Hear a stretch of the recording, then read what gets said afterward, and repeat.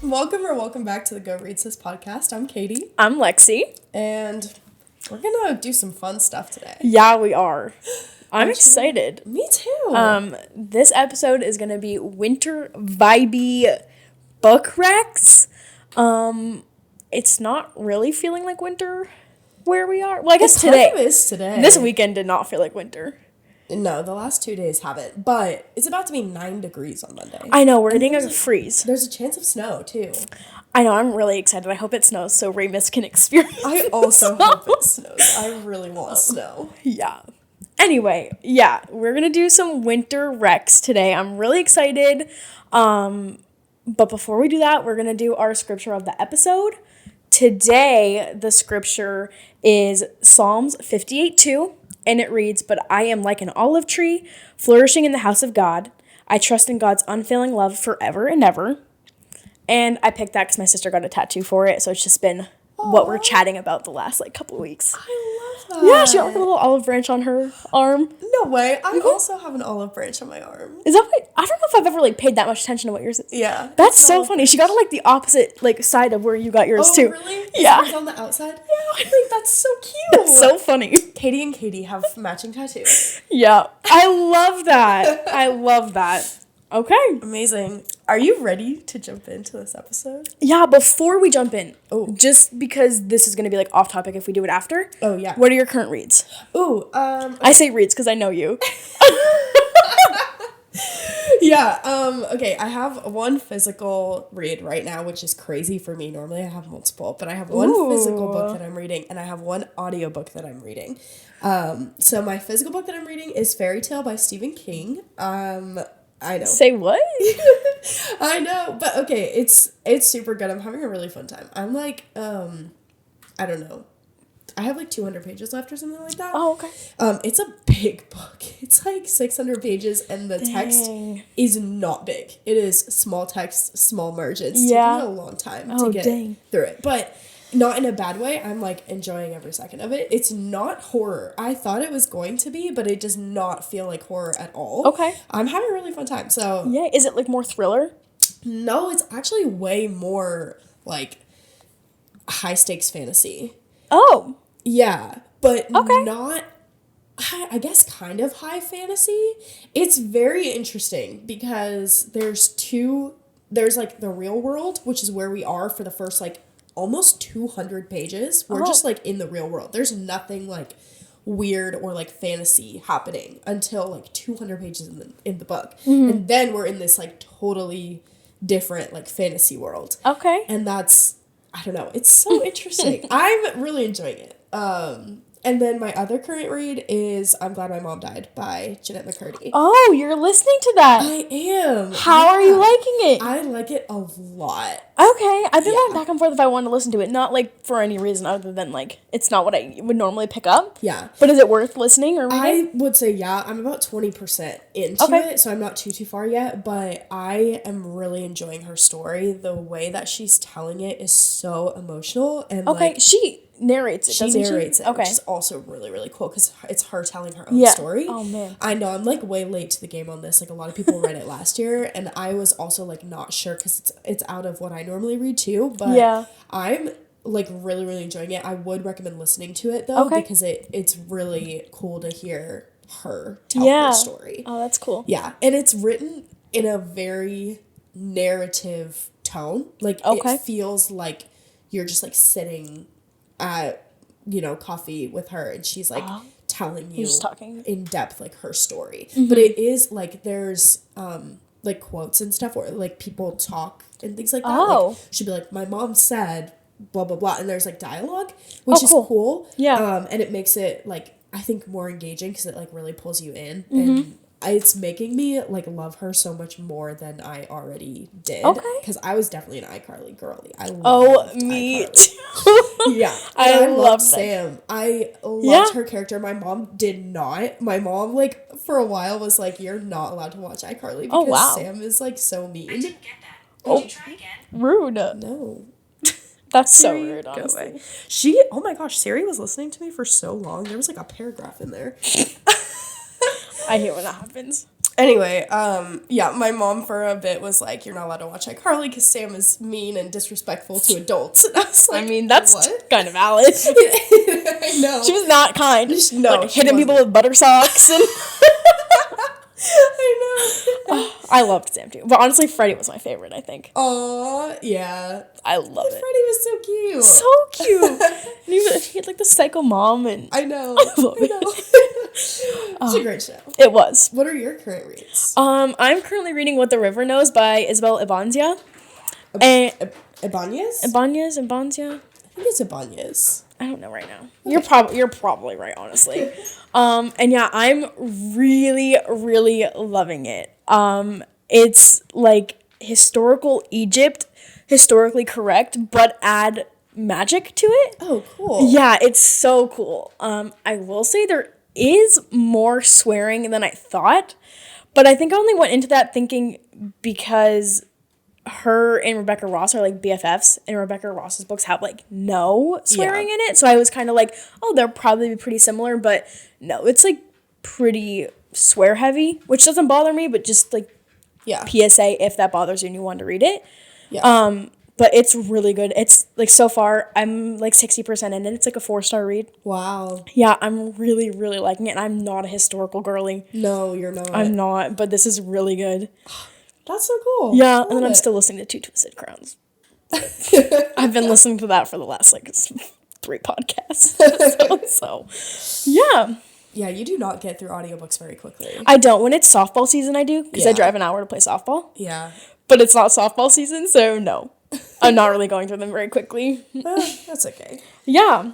All right. Our last current event before we go. Okay. Stephanie Garber announced, what's it called? Spectacular? Yes! I am so freaking excited. I am too. I cannot. And it's going to be an illustrated book. Yeah. Yeah. The cover is so pretty. So pretty. I love how it's going to look next to the Caraval. I kind of considered buying the box set. Really? But I don't think I'm going to. I already have 2 copies of Caraval. You have 2? Yeah, I have the special edition and then the I think it's the British edition. The white and red one. It has like the stripes on the spines. Yeah. So I don't think I need another set. But I'm very excited. And I don't know if cannot remember whoever did the illustrations now, but I checked out her Instagram. Oh my gosh. Really? So good. Oh, I'm so excited. I'm incredibly excited. I'm just so excited to be back in that world. Me honestly. too. And it's like Legend and Tella and Scarlet and Julian. Oh. I don't know if Evangeline and Jax are going to be in it. Okay. I wouldn't be sad if they weren't. Yeah, I wouldn't either. I bet that they'll have like a little appearance. Yeah, I'm really excited. Yay. Oh my gosh. I can't wait. Oh, I'm so excited. All right. Now let's go into our winter vibey book recs. Yeah.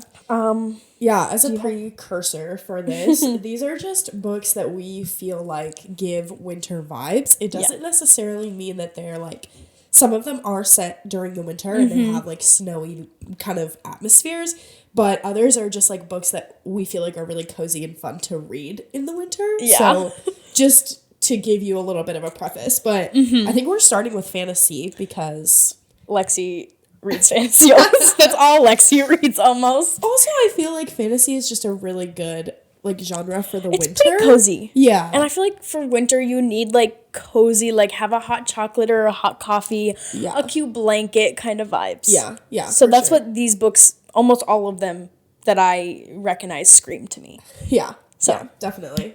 Okay. Yeah. Do you want to start? Sure. The first book we have is Caraval by Stephanie Garber. I feel like we've talked about this series enough not to go into like super great detail, but it's a trilogy. It's, what would you rate it? Like PG? I would say you could read this if you're in middle or high school. Yeah, it's super clean. It is clean. No swearing that I remember. No, I don't think so either.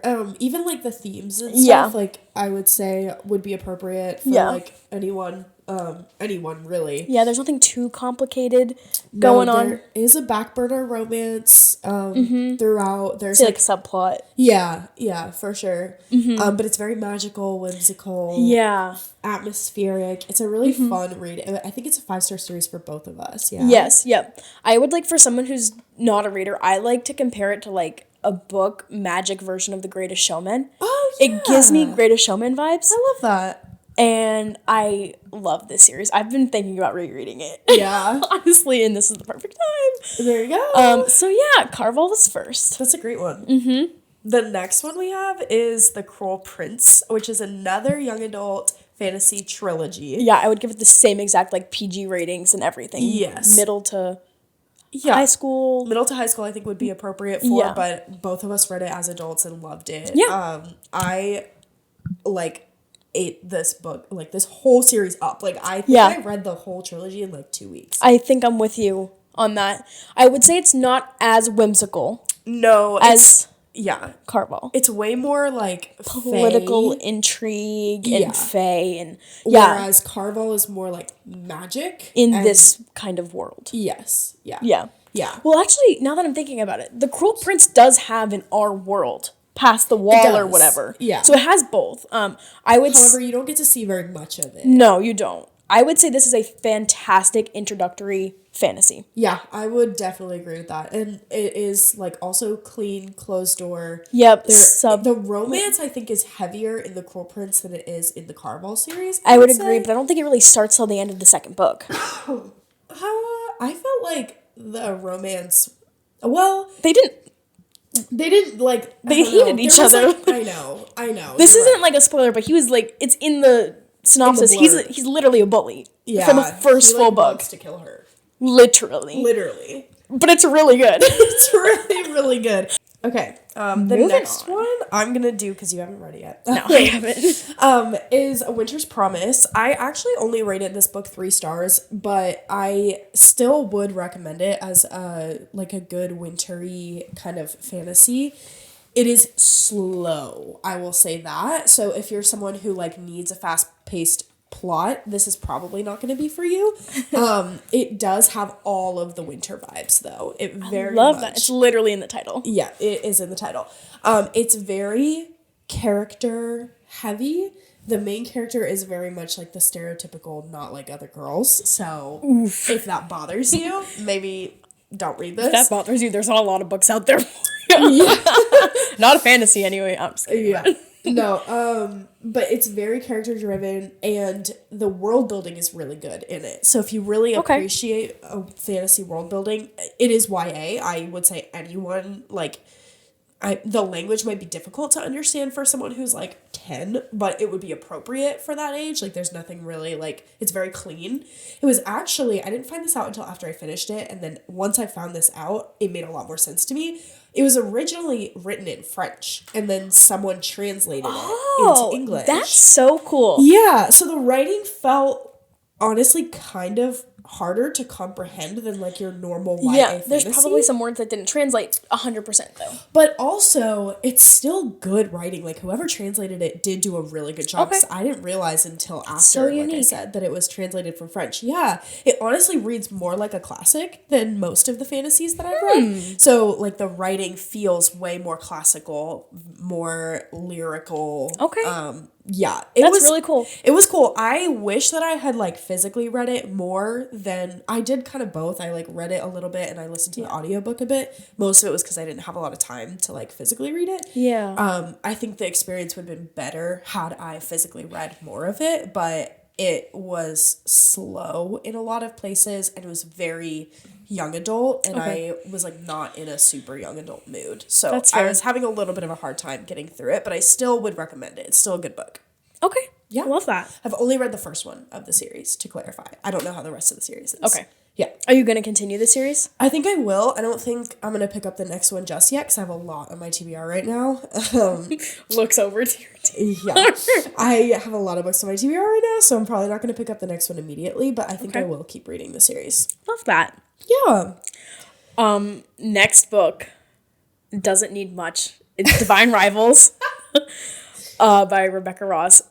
personally, I think you could read this any time of year. I agree, and I will recommend. If I don't talk about this book in every single episode of this podcast, I will be surprised. I think we've mentioned it at least once. I'm obsessed with this book, guys. Oh my gosh. And the sequel just came out. Oh my gosh, we didn't even talk about... No, we didn't. Maybe we'll talk about that at the end. We could talk about it now. We can talk about it now, too, yeah. Yeah. We got to meet Rebecca Ross during her book tour, and it was... not to be dramatic, but a dream come true. It was amazing. It was such so a cool fun experience. Yeah, we unfortunately didn't get to do the Q&A. We showed up a little late. Lexi showed up a little late. It's okay. That was all my fault. I was also I could have been there earlier too, and I wasn't, so it's okay.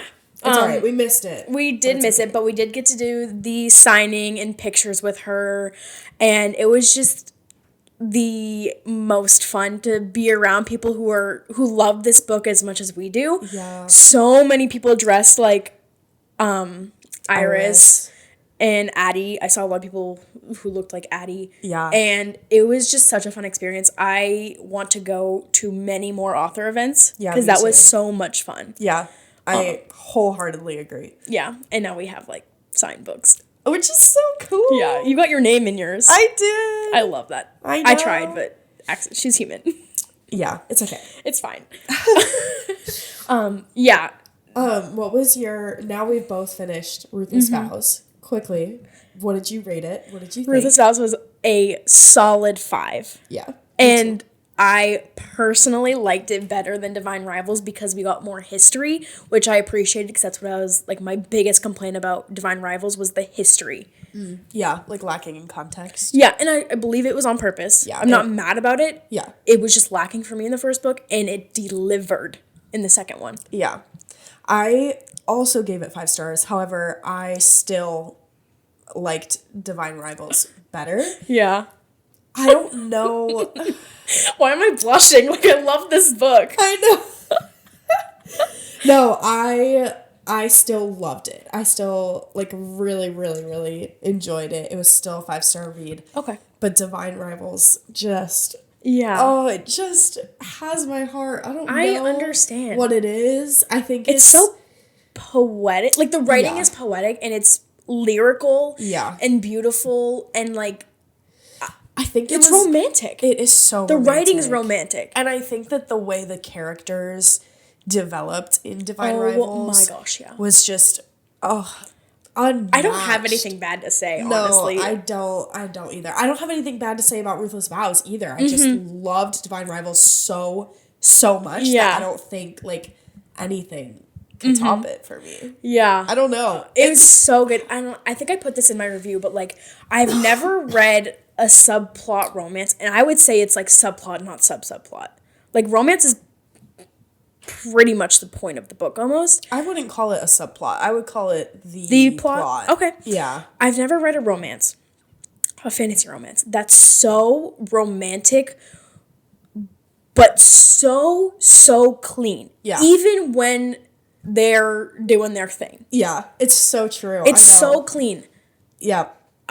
I was astonished. I was like, this is how you write romance. So beautiful. Yeah. Like, it's romance, but it's not, like, trashy romance. Yeah. And the plot is still pertinent. Like, the war is still there, and they're still sensitive to the war. Yeah. Oh, my gosh. Oh, it's so good, guys. I want to reread it. We could talk about Divine Rivals, like, literally all day long, but I think we need to. And I don't think we need to talk, like, the ratings... like spice and language wise, nothing, but it would maybe be a little bit hard for like a middle schooler to. I wouldn't recommend it for middle schooler. I would say high school, like probably like PG-15 or so. Yeah, and not for any reason other than the themes and the way it's written. I would think. Yeah. Okay, you want to do the next one? Yeah, next we have Omen of Ice. This is by Jus Accardo. It is fantasy. I personally gave this 3 stars. It was just because it's a little too YA for what I was in the mood for. Yeah. I would definitely recommend, like, PG-12, like, 12 middle school. I'm an adult. I didn't hate it. It's a fantasy. The main character, his magic is ice, so it's very wintry vibes. Yeah. That's so cool. No spice. I believe it's an uncompleted series, though, if that's something that bothers you. Oh, okay. Good to know. Yeah. And then we have a couple more. I'm gonna loop these three together because I think that they're like yeah. They're popular enough that we don't really need to go too deep into it. If there was ever a time to start Harry Potter, Lord of the Rings, or the Chronicles of Narnia, it is January. It is January. I start your year off that. right. I will stand by that. Harry Potter and Chronicles of Narnia are young adult. The Lord of the Rings is adult. All clean, all like appropriate for any age, but it would be really hard to read The Lord of the Rings if you're 12. Still haven't read it. Yeah, so, it's a hard read. I am not going to lie to you on that, but if you love fantasy, like adult fantasy, and you have not read The Lord of the Rings yet, read it. I can't, like, it is the blueprint for fantasy, and no one does it better. True. I really need to get my butt on that bandwagon. You do. It's not even that, like, there's anything super earth-shattering about it, but the world that Tolkien creates in The Lord of the Rings is so unique and so carefully thought out. He created his own language. Like, literally. That's freaking crazy. Yeah. So, anyways, if you were ever going to start any one of those three, now is the time. Harry Potter and Chronicles of Narnia also give very much winter vibes. I've only read Harry Potter. Okay, Chronicles of Narnia is so wintry, guys. It literally is, I've seen the movies. Like, when the first time they go through the wardrobe. Winter. Yeah, okay. It's like permanent winter in Narnia in the first one. Yeah. So winter. But also, it's so good, and it's so sweet. I really want to read them. They're on my, it's also, on my TBR. Reading order for Chronicles of Narnia is weird. Oh. You actually, if you're reading the books, you can start with The Lion, the Witch, and the Wardrobe, but it starts with, I believe, The Magician's Nephew. So look into the reading order. If you're wanting, like, a faster paced plot, something that has more, like, character or, like, relationship driven, I would start with The Lion, the Witch, and the Wardrobe. If you like political intrigue and you like following a single main character's journey, start with The Magician's Nephew. Interesting. Yeah. I did not know that. And the movies don't depict that there could be different orders. The Magician's Nephew is also a prequel, technically, to... Gotcha. Like, it happens well before The Lion, the Witch, and the Wardrobe. And I think it's, like, The Magician's Nephew and then maybe Prince Caspian and then Lion, the Witch, and the Wardrobe. I think there's 2 books before Lion, the Witch, and the Wardrobe. It's been a long time since I read them. But, Interesting. I love that. It's great. Love it. You should read it. Yes, someday. I will someday. Yes. Okay, this is gonna be me again for a couple more, because we're gonna give you a couple of winter classics that I personally recommend, and then Lex has one. Just one. I've read one classic. I only have 2. I have 2 winter classics. I didn't want to overwhelm you, okay? My first one is Little Women. It is Christmas Happens. It's Louisa May Alcott. Christmas happens during it, but it's not based around Christmas. It actually takes place over a very long period of time. I would say it's appropriate middle or high school and above. I think it would be hard to read if you're like 10 to 12. I feel like that's almost any classic. Just because of the writing. Unless you're just like super smart. That was not me growing up. Yeah, it's so cute and so sweet. It's it follows a group of sisters as they grow up. So I would call it like kind of coming of age, but it is very sweet. There's also romance. It made me cry. Oh, it's beautiful. I really want to read it. You should. I'm trying to read one classic a month. I love that. That's a great idea. Yeah, so I don't like overwhelm myself. Yeah. That was not the point of this video, but just throwing it out there. That's accountability. Okay. If I say it, I gotta do it. And then my next wintry classic is Wuthering Heights by Emily Bronte. This is like a gothic romance. Really? Yes. I did not know that. Yes. It is Oh, it's so good. I would say it's adult. It's clean, but you wouldn't really understand the themes or like enjoy it very much probably as a kid. I think I read it when I was like 18 or 19, and even then I loved it, but it was like it's the themes are like pretty mature. But yeah, it's I can't even like explain in words that do it justice. It is beautiful. It is dark. I love that. It like, oh, it's so good. So another great like winter vibes. If you're looking for something a little bit more dark and like gothic, but still that's a classic, highly recommend Wuthering Heights. Love that. Yeah. I think I'm going next. I have Call of the Wild by Jack London. This book is literally about sled dogs, so it's perfect for the winter time. Cute. It's about, I think the dog's name is Buck, who's not a husky, but gets pulled into this group of mean bully huskies. Oh. And there is dog POVs. Oh, which is so precious. So precious. I think I read this book for the first time in middle school. Definitely, it's dog. There's no romance. It's a dog. I will say, trigger warning to dog abuse. If that bothers you, it definitely hurt my soul. Oh. But it is important to the story. And it is the only classic I've liked. That's okay. So, yeah, that's my classic, throwing that in there. I love it. Yeah. I'm going to go a little, like, out of order from what we have here because Okay. I have another dog book. So, Follow the dog theme. yes. Love it. Just following the vibes here. The other recommendation that I would have is, it's called Following Atticus, and it's by Tom Ryan. And I actually listened to this. It is a memoir, I think. It's nonfiction. Okay. And it's about a man and his dog. And the dog, like, the two of them are training for this, like, big hike. And there's, like, the story of how the two of them kind of, like, saved each other's lives, in a way. It's so sweet and so precious. I loved it so much. I think I read What's it. this one? Atticus? Following Atticus is the name of I it. feel like I've seen this. I may have recommended it to Okay. you. Probably, yeah. I loved it. Oh my goodness. I think we skipped one up above the classics if you want to go over that one. The Shack? Yeah. Okay, yeah, this is not a classic. No, it's not a classic. This is The Shack by William Paul Young. I read this book this time last year, and the reason we're recommending it this time of year is because what, like, kickstarts this whole thing is the main character slips on ice. Yeah. There's, like, a big snowstorm.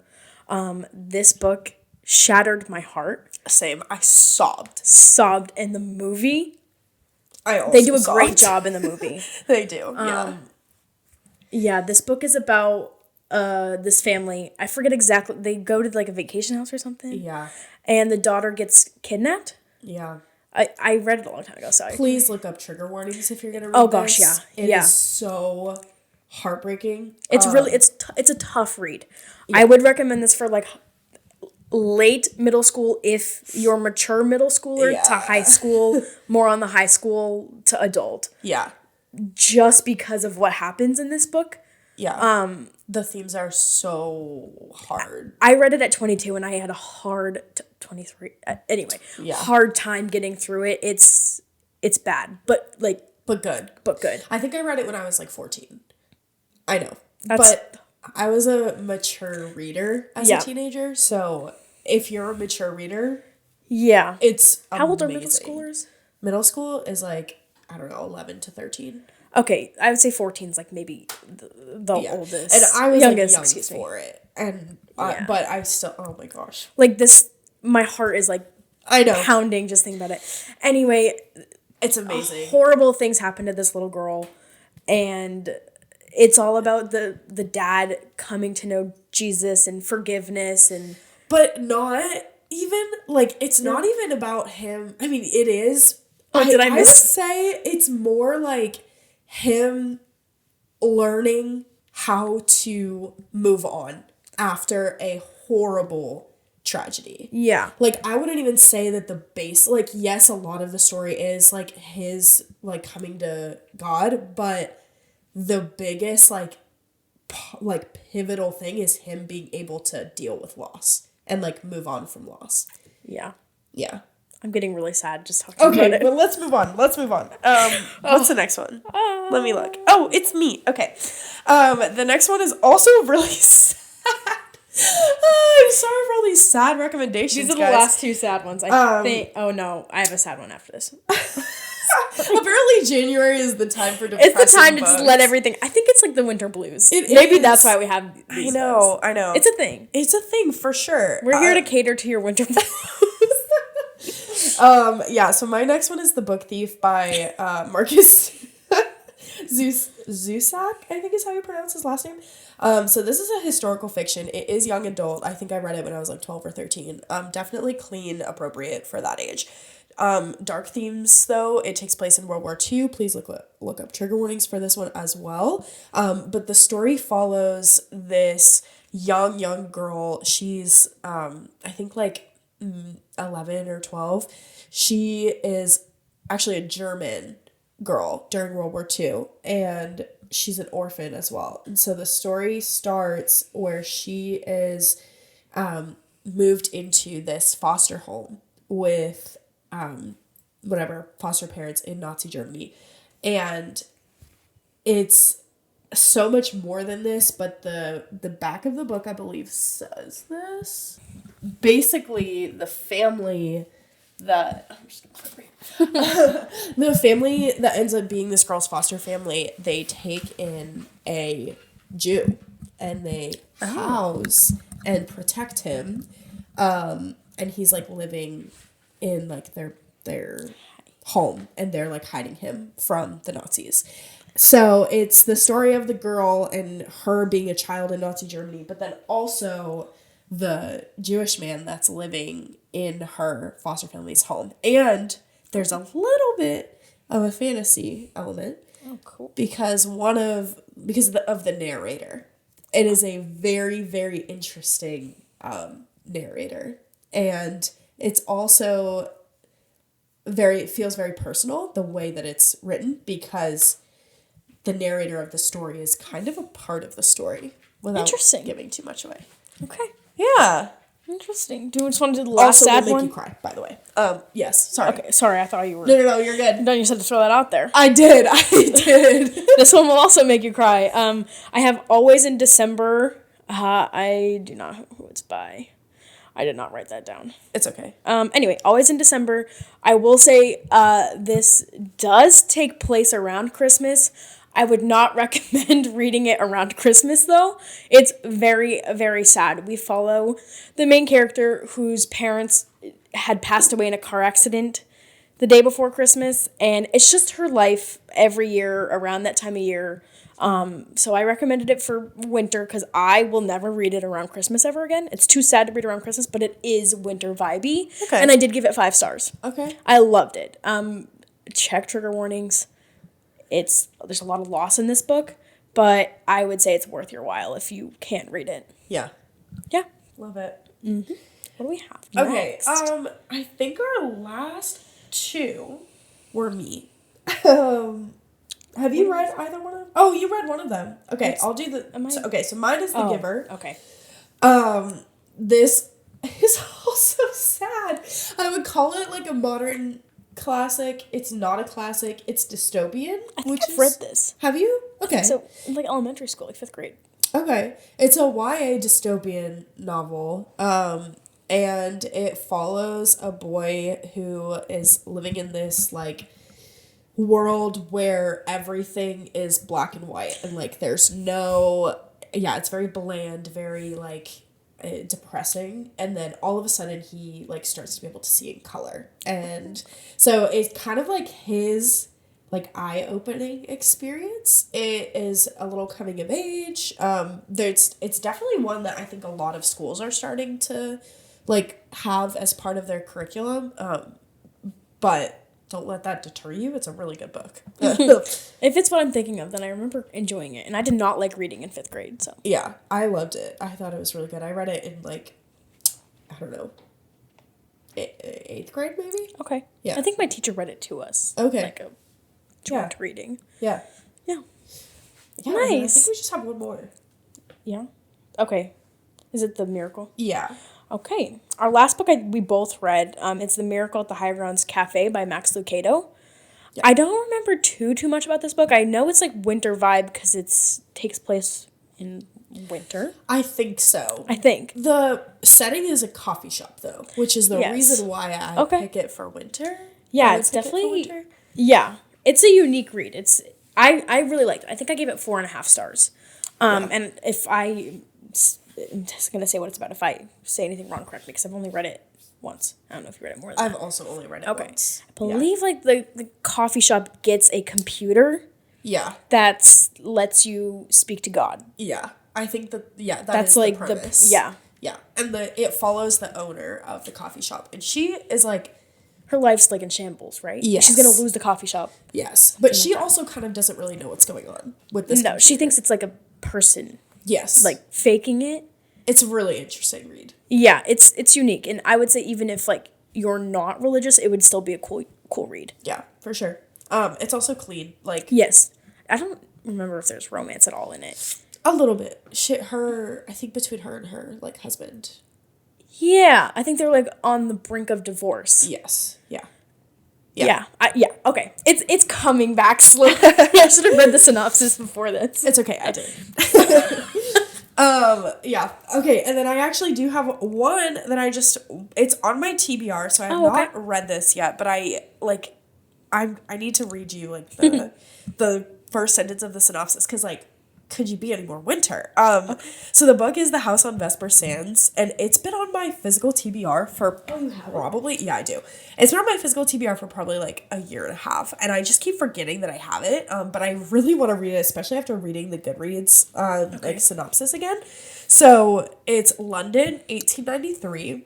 High up in a house on a dark, snowy night, a lone seamstress stands by a window. So begins the swirling, serpentine world of Pariac O'Donnell's Victorian-inspired mystery. The story of a city cloaked in shadow, but burning with questions. Ooh, that does sound good. Right? I love that. Yeah, it's historical fiction, but also, like, mystery, and other genres that Goodreads gives it are gothic and fantasy and mystery thriller. So that just, like, checks all the marks. Checks all the boxes. I am so mad at myself that I haven't read it yet, because it sounds like it's a perfect time of year to read it. It does. I know. I gotta bump it up to the top of my Which CBR. is your front? Oh, that's not important. I'm sorry. It's okay. It's okay.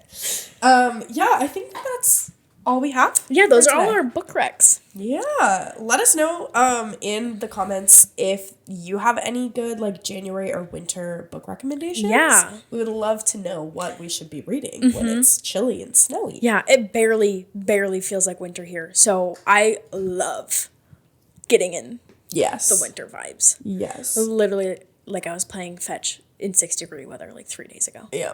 Yeah. But it's okay. I wasn't playing fetch. My dog was. Yeah.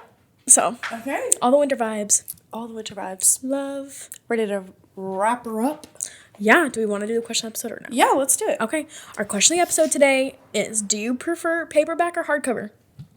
I personally prefer reading paperbacks. I like to be able to... I don't crack the spine. I try not to crack the spine. But you fold the cover all the way over. I do that. It literally hurts my soul. I'm sorry. It's okay. You're a good book borrower, though. Thank you. You don't do it to, like, my books. I only do it to my own books. I don't do it to anybody else's. I try to take very good care of anybody else's books. I feel like that's just common courtesy. Yeah, for sure. Yeah. For sure. I would agree. Reading, definitely paperback. Aesthetic on the shelf, hardcover. Okay. Yeah, I could see that. But, like, if I would do paperback because it's just easier to read. Yeah. So, yeah. Yeah. Well, thank you guys so much for watching today's episode of Go Read Sis. If you enjoyed this episode, please like, subscribe, and comment. Say hey on YouTube. And also give us a 5-star rating on Spotify if you want to. We also are on social media. You can follow us on Instagram, TikTok, and Threads at goread.sis. We would love to chat with you over there. We're very active. Very active. I love when we get messages. I know, me too. So yeah, come say hey. Come follow us. Thanks for joining us tonight, and we'll see you again next Tuesday. Bye.